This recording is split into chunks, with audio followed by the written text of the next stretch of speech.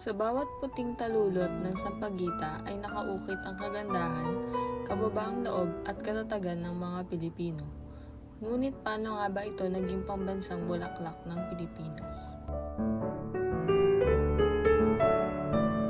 Ang sampagita o Jasminum sambac ay isang maliit ngunit mabangong bulaklak na karaniwang makikita sa iba't ibang bahagi ng bansa.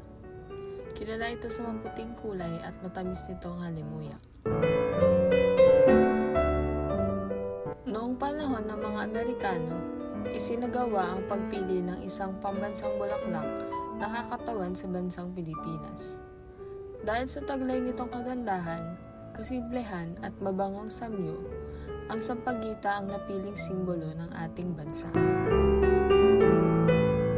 Noong ika-1 ng Pebrero 1934, sa pamamagitan ng proklamasyon 652 na nilagdaan ni Gobernador General Frank Murphy, opisyal na idineklara ang sampagita bilang pambansang bulaklak ng Pilipinas.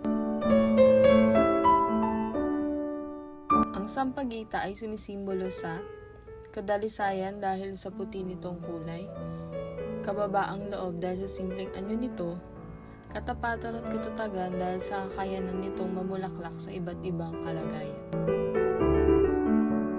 Hindi lamang ito isang bulaklak. Ang sampagita ay bahagi na ng kulturang Pilipino. Madalas itong gawing kwintas para sa mga pangunahing pangdangal, inaalay sa simbahan at ginagamit sa iba't ibang pagdiriwang. Maliit man sa anyo, malaki naman ang kahulugan ng sampagita sa pagkakakilanlan ng mga Pilipino. Isa itong paalala na ang tunay na kagandahan ay matatagpuan sa pagiging simple, dalisay at tapat.